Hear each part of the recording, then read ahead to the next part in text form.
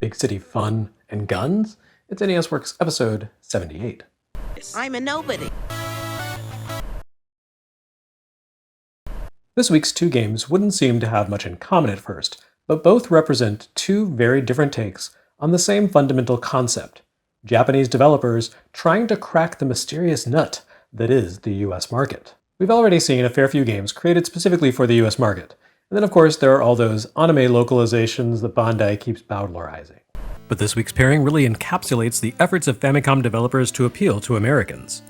Jaleco's City Connection and Sunsoft's Freedom Force go about this in very separate ways, but ultimately, the US releases for both carts see each company attempting to make very deliberate inroads into a foreign market.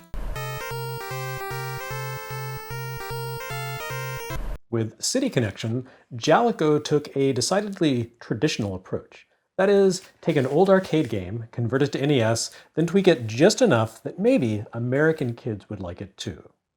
Well, this isn't so much an old arcade game as an old port of an arcade game, designed by a studio named Hecht, who would go on to create hot and spicy Game Boy hits like Square Deal and Laszlo's Leap.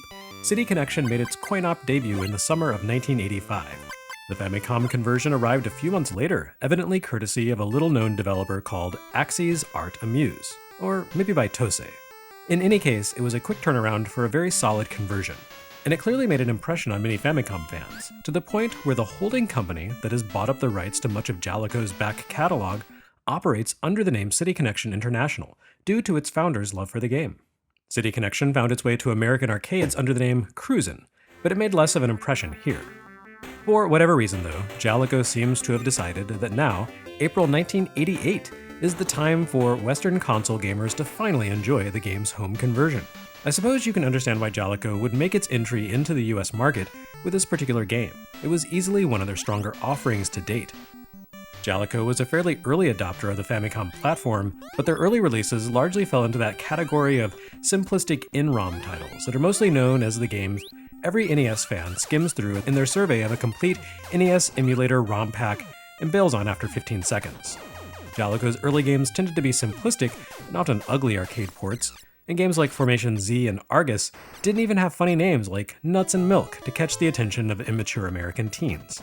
Aside from the moderate hit Ninja Jajamaru-kun and a conversion of CHOPLIFTER the company likely couldn't secure Western publishing rights for, City Connection was the biggest thing in the Jaleco Famicom catalog outside of Moero Pro Yakyu, aka Bases Loaded, which of course we'll see in due time.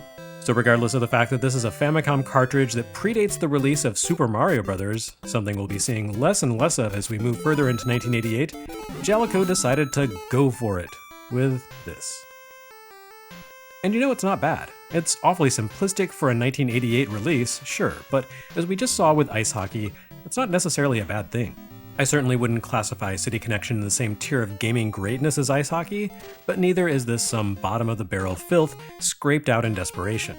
City Connection plays out as a territory control game whose creators consciously designed it in the style of Pac-Man, which, remember, won't show up as a US NES release until summer 1988, despite my chronological goof in NES Works 1987. Despite its creators' efforts to make a Pac-Man clone here, what they really created was a game highly reminiscent of Namco's other territory control arcade hit, Mappy. Since the Famicom port of Mappy would never make its way to the US, we only got its offshoot Mappyland, City Connection would be the closest thing American Mappy fanatics would ever get to that favorite. That does raise the question of whether there was such a thing as an American Mappy fanatic, but in any case, the two games have a fair amount in common.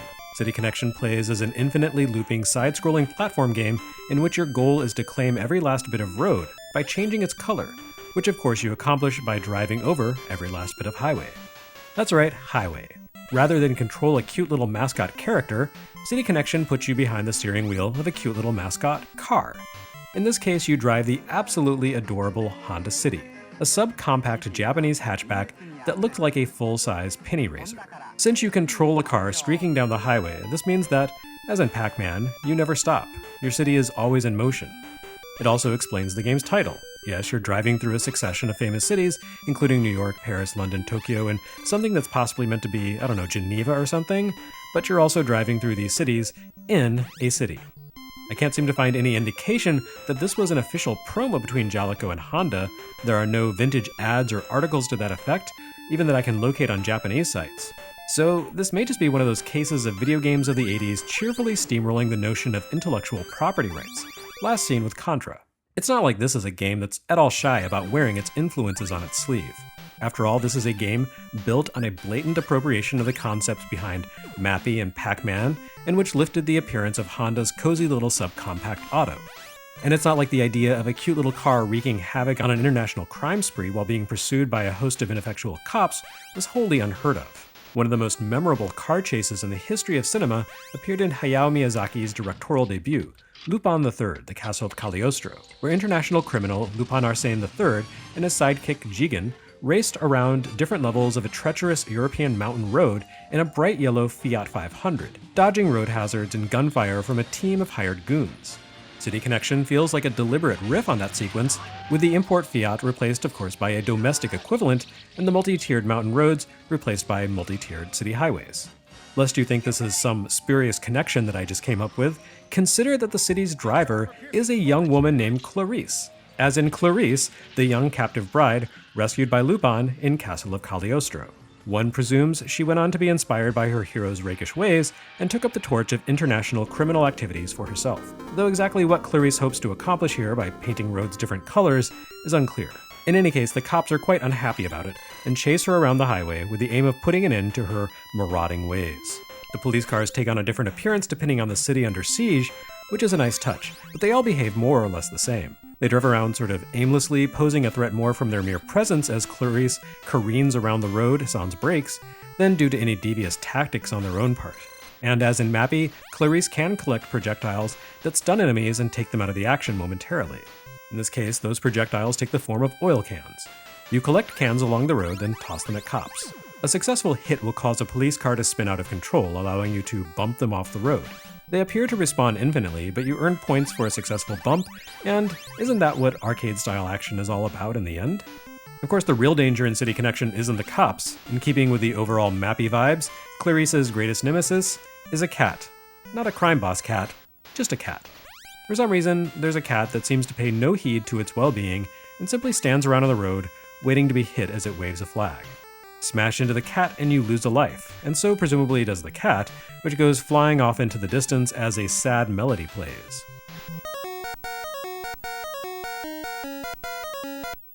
All of this comes through in the US version, except, for some reason, for Clarice. Somewhat inexplicably, the US release shuts her out of the picture, replacing her in the game with some unnamed blonde dude. I guess the idea was that American kids couldn't fathom the idea of a girl in a video game whose role wasn't simply to be rescued, or maybe the thought was that American kids couldn't relate to girls, only to manly men. I can't say the solution they arrived at here was especially masculine though. Even if they seem to have missed the mark in retooling City Connection to be more macho, you do have to give Axis Artemuse credit for upgrading the American release a bit. In the Japanese game, every stage ends with the same little portrait of Clarice. Here, you get a new image of the blonde wheelman after every couple of stages, including one where he's smoking, which is something seen only in a handful of US NES releases. Protagonists decide this is the same game as the one released on Famicom 2.5 years prior. Fun and challenging, but hardly representative of the platform's potential. It's a respectable console port, capturing the essence of the arcade game, if not quite the look. The cutting-edge photo-scan backgrounds of the arcade were never going to make it into a dinky CN-ROM game. In fact, the NES version only appears to contain 6 of the 12 stages featured in the arcade.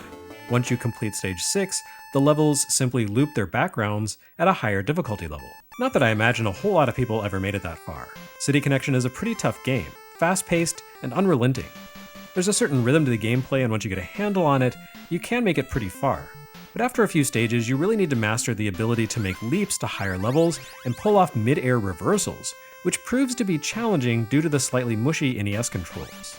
This is a nice little game from an earlier era, a pleasant reminder that the NES didn't only have to be about ambitious platform adventure games and sloppy license junk.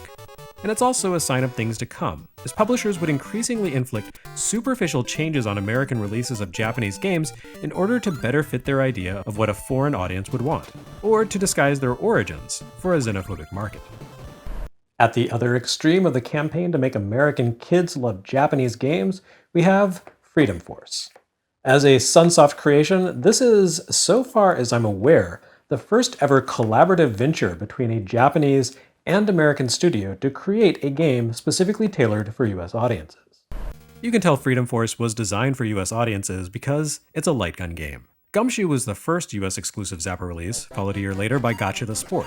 Ultimately, the Famicom gun peripheral that shipped with Wild Gunman would only support 6 titles. The first 4 Nintendo light gun releases, plus the Japanese versions of The Adventures of Bayou Billy and Laser Invasion. American fans, on the other hand, would enjoy no less than 14 licensed Zapper-compatible titles. Talk about living up to stereotypes. But Freedom Force gives off a decidedly American vibe regardless, with its late 80s techno-cool protagonists Rad Rex and Manic Jackson. There's an almost Max Headroom-like vibe to the box art and in-game visuals, including a high-energy attract mode that combines the best of anime action visual techniques with a sort of character design prevalent in US non-superhero comics of the era. This cross-cultural approach, conceived and creatively led by Sunsoft US and implemented by Sunsoft Japan, would become a trademark of the company, and would make its way to other studios like Taxan. And as we see here, this often made for cool-looking games with some appealing design and a bit less depth than you might hope. In this case, we have essentially a stylish take on the alternate mode of Hogan's Alley. And at only 5 stages in length, it's actually not much more substantial than Hogan's Alley. It definitely looks a lot more impressive than Hogan's Alley, or for that matter, than anything Sunsoft has published to date. Sunsoft's initial releases for NES were dated arcade conversions, and their Japan-only releases had been ambitious but chintzy-looking works like Atlantis no Nazo and Wing of Medulla. Freedom Force feels like the beginning of the Sunsoft NES fans venerate, the one behind high-end adventures like Blaster Master and Euphoria. It's shallow, essentially a scrolling shooting gallery where you gun down terrorists and hold your fire when hostages appear, but it has some of the nicest graphics and animation to date. The backgrounds look crisp and feature great detail, and the pop-in characters are animated with remarkable style. In particular, the animations in which hostages are thrust into and pulled violently away from view are the most fluid and detailed yet seen on NES. The visual prowess on display here really makes you wish the whole thing didn't feel quite so half-baked. Besides being aggressively brief, Freedom Force can't decide if it's a serious hostage simulation or a nonsensical cartoon. The first 2 stages see you blasting your way through an airport terminal as bad guys and civilians alike pop up in a jet bridge and in plain doors. But the third has you shooting your way through a baggage terminal where balaclava-clad enemies are accompanied by kids on skateboards and bikini-clad girls who just kinda stand around amidst the gunfire.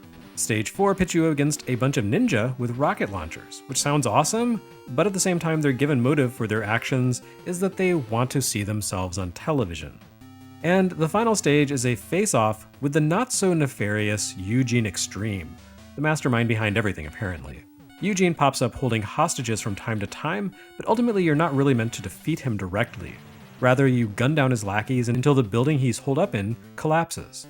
After that, the game loops, harder than the first time around. But the game's brevity, its NPC's slightly off-kilter behavior, and the way the stages just kind of peter out makes Freedom Force feel slightly unfinished, like the sketch of a bigger game.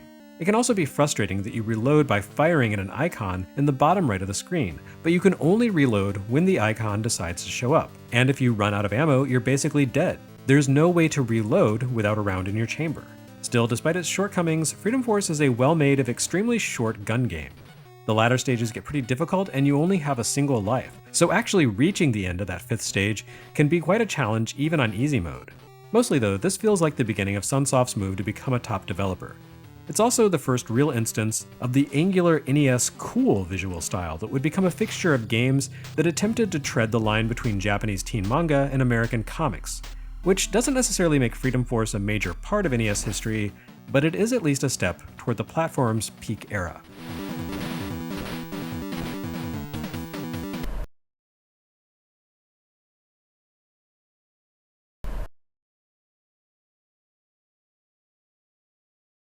Next time on NES Works, Rambo treks through the jungle to find the third Triforce or something.